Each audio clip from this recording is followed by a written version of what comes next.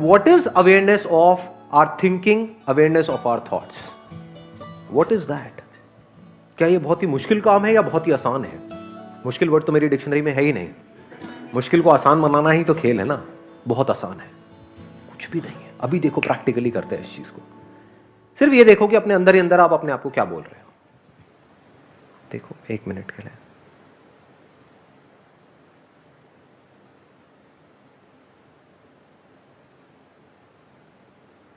आराम से be absolutely still. आंख बेशक खुली रखो या बंद रखनी है बंद रखो।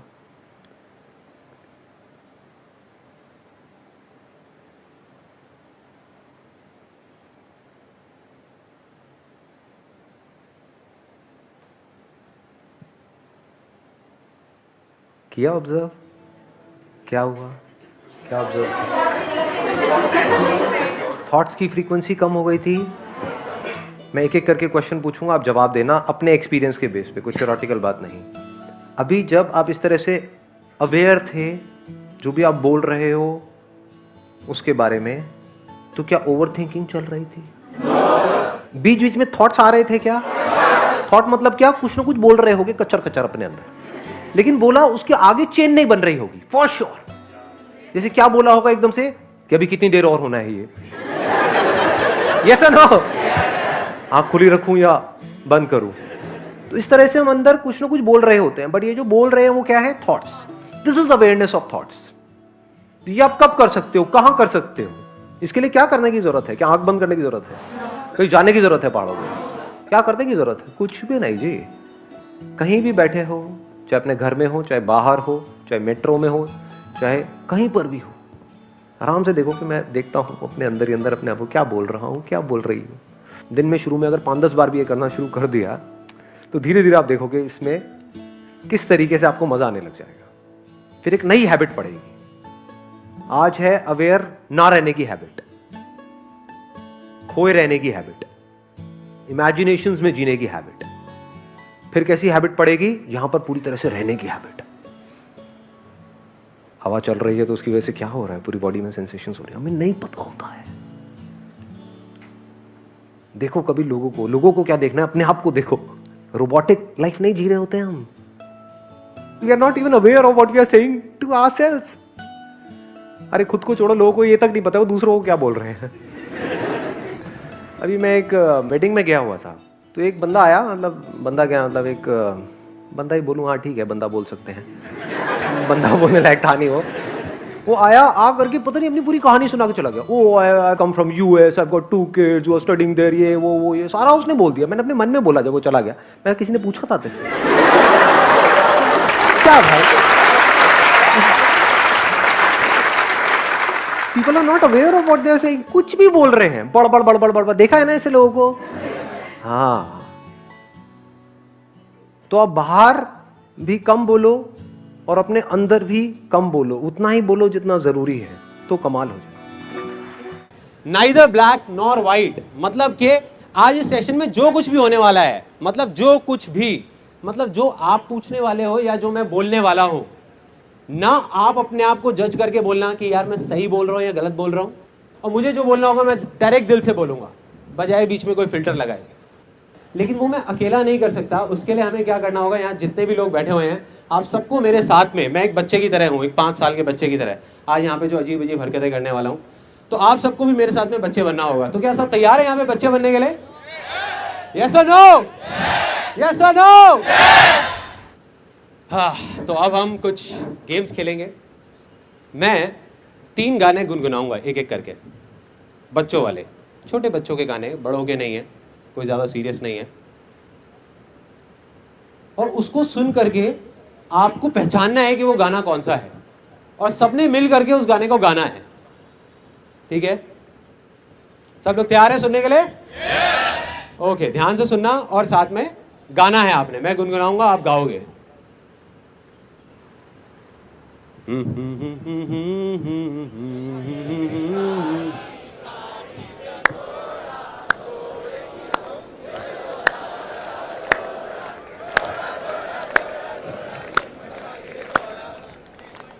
Very nice. कुछ लोग और भी आगे गाना चाहते हैं, कोई बात नहीं, घर पे जाके गा लेना।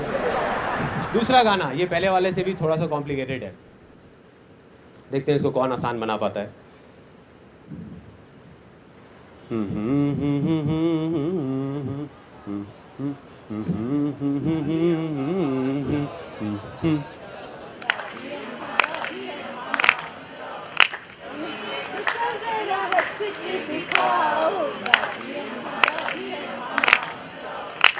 ओके, फाइनली ये इसको बड़े ध्यान से सुनना।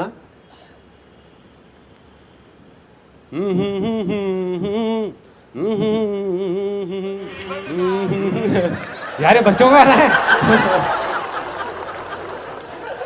एक बार दोबारा गाता हूँ, वो दोबारा से सुनने की कोशिश करना। मुन्नी बनना, बच्चों की बात कर रहे हैं, ऐसा मत करो यार। दोबारा करता हूँ, फिर दोबारा ट्राई करना।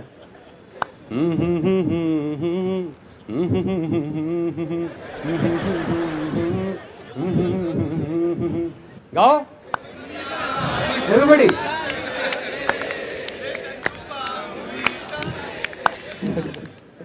अब आप में से कुछ लोग सोच रहे हो कि बच्चे का गाना कैसे हो सकता है। ये गाना बड़ों ने ज्यादा गाया या बच्चों ने? बच्चों ने। और इस गाने को जब भी ये गाना आता है ना, तो मेरे को अपना वो एक एक्सपीरियंस याद आया था।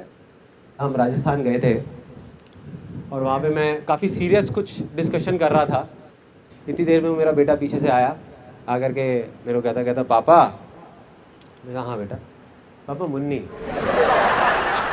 मेरी हालत ख़राब, मैं समझ गया था वो कहाँ जाने वाला है। मैं बेटे जा तू जाके मम्मी के साथ खेल, अरे मेरे को तंग मत कर, वो देख मम्मा बैठी है। तो फिर से आया, पापा मुन्नी। मैं कहा यार क्या कर रहा है, यहाँ नहीं, घर जाके अपना आराम से, ये सही जगह नहीं है ऐसे सब कामों के लिए। कहता नहीं पापा मुन्नी। रोने लग गया, चीखने चिल्लाने लग गया। मेरी हालत ख़राब। मैं समझ गया कि यार अब मेरी ज़िंदगी का सबसे भयानक सपना सच होने वाला है, और हो गया। उसके करीबन 4-5 मिनट तक सबने घेर लिया और सब लोग तालियां बजा रहे थे। मेरा बेटा गाना गा रहा था और मैं मुन्नी बना हुआ था वहाँ पे।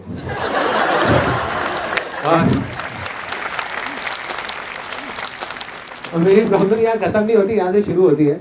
मैं अपना अजीब सा डांस कर रहा था और कहता पापा आपने ये तो किया ही नहीं हो। मतलब अब आप बताओ कि बच्चों का गाना नहीं है तो किसका है यार, किसका है? दूसरी गेम, कितने लोग ऐसे हैं जो सच में, मतलब जिन्होंने सिर्फ बोला ही नहीं है कि हम बच्चे हैं, वो कुछ भी अजीब सी हरकत करने को तैयार है। यहाँ पे 10 स्टेज पे मेरे को वॉलंटियर्स चाहिए, अजीब।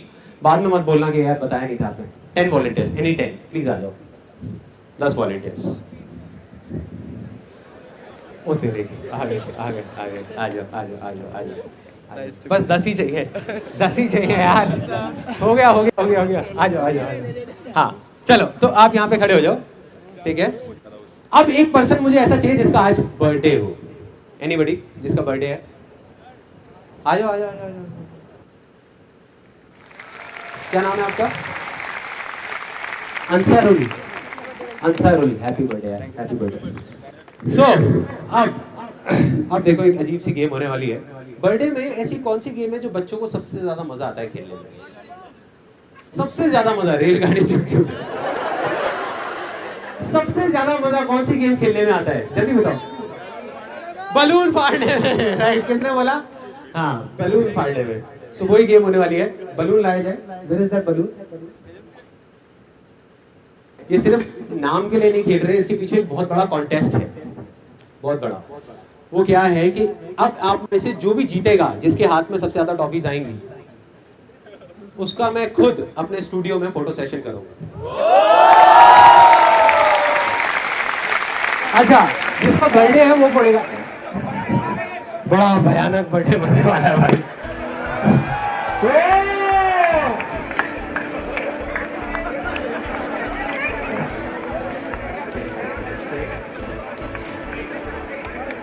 Let's give a big hand for them यार।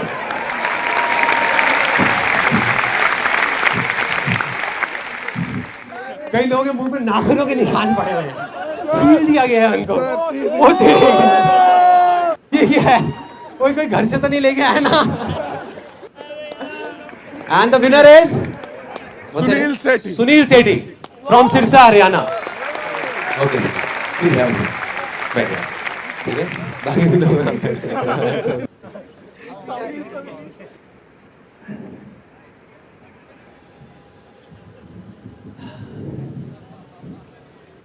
अब हम अपना Q&A सेशन शुरू करने ही वाले हैं। ओके, सो पहला क्वेश्चन हम निकालते हैं, दिखाइए। Okay, the name is Pooja and age is 20 years। या what's your question? I have done my diploma, then I can't understand कि what can I do? आपने डिप्लोमा किस चीज में किया है? Digital electronics. डिजिटल इलेक्ट्रॉनिक्स में किया है, तो उसी से रिलेटेड कुछ करिए। So, obviously ये तो है ही है, but समझ में नहीं आ रहा है क्या करना है आगे। नहीं मैं नहीं है, हाँ, इंटरेस्ट भी नहीं है। इंटरेस्ट नहीं है, ठीक है। अब हम दूसरे पॉइंट पे आए, तो इंटरेस्ट जिस चीज में है वो चीज करिए। पेरेंट्स नहीं करने देते। पेरेंट्स नहीं करने देते, हाँ, ये अब हम एक्चुअल प्रॉब्लम पे आए हैं। इस प्रॉब्लम का कितने लोग चाहते हैं कि मैं जवाब दूं? पेरेंट्स नहीं करने देते। या आई एम श्योर जितने पेरेंट्स बैठे उनका हाथ नीचे है। यार हम तो करने देते हैं, क्या बोल रहे हैं। देखो बहुत सिंपल है, बहुत simple. If you don't mind it, मैं यहाँ पे क्वेश्चन पूछ सकता हूँ जितने भी लड़के बैठे हैं, स्पेशली यहाँ पे, इनफैक्ट फीमेल्स भी। लाइफ में आपने ऐसी कोई चीज करी है जो आपके पेरेंट्स ने मना करी थी और फिर भी आपने करी? करी है, सबने करी है। और कुछ चीजें ऐसी भी करी होंगी जो अपने पेरेंट्स की आंख में आंख डाल करके आप बोल नहीं सकते कि ये चीज मैंने करी है। करी है, करी है, बहुत करी है, बहुत करी है और बहुत बार करी है। पता नहीं क्या क्या करी है। तब पेरेंट्स का सपोर्ट था? नहीं था ना, तब भी करी। तो जब गलत चीज करने के लिए पेरेंट्स का सपोर्ट नहीं है फिर भी हम करते हैं, तो सही चीज करने से पेरेंट्स कैसे रोक सकते हैं? प्रॉब्लम पेरेंट्स की नहीं है, ना कभी थी ना कभी होगी। प्रॉब्लम हमारी है।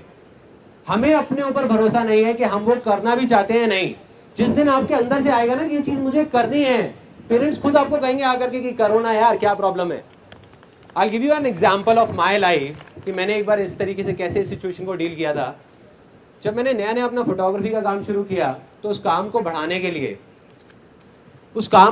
के लिए एक सिचुएशन ऐसी आई जब क्या प्लान बनाया कि नीचे जो हमारा घर था ना, उसको पूरे को मैं तोड़ के स्टूडियो बना दूंगा और ऊपर 2 कमरों के अंदर अंदर बाकी पूरी फैमिली एडजस्ट हो जाएगी, सब कुछ। तो आप इमेजिन कर सकते हो उस टाइम पे मेरे फादर ने कैसे रिएक्ट किया होगा जब जा करके मैंने उनको बोला कि ऐसा कुछ मैं प्लान कर रहा हूँ। तो उन्होंने बिल्कुल स्ट्रिक्टली मेरे को मना कर दिया। कहते संदीप, तेरी हमने बहुत सारी बेवकूफ़ियाँ सह ली है, लेकिन ये हम नहीं बर्दाश्त करने वाले।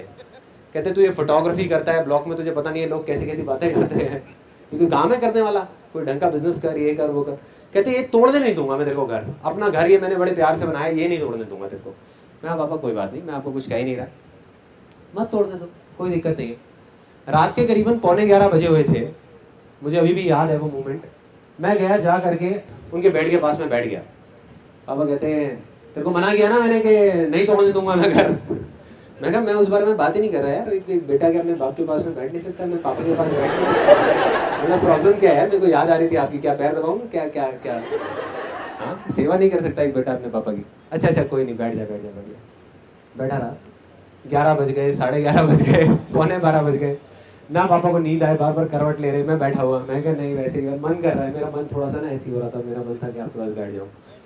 करीब 12 साढ़े 12 बज गए मेरे ख्याल में, करीबन हाँ ऐसी कुछ 12:30 बज गए थे। और मेरे पापा ने मुझे देखा, वो एक लुक दी, उनके फेस के ऊपर एक लुक थी, मेरे को अभी भी याद है। और देख करके उन्होंने मुझे बोला, कहते संदीप तू नहीं मानने वाला ना? मैं कहा नहीं पापा। कर ले फिर जो तेरा मन है कर, बाद में मुझे आकर के मत बोलियो। और आज जो मेरे फादर हैं वो ही सबसे ज्यादा खुश है, ढोल बजा के बोलते हैं पूरी दुनिया के सामने कि संदीप मेरा बेटा है।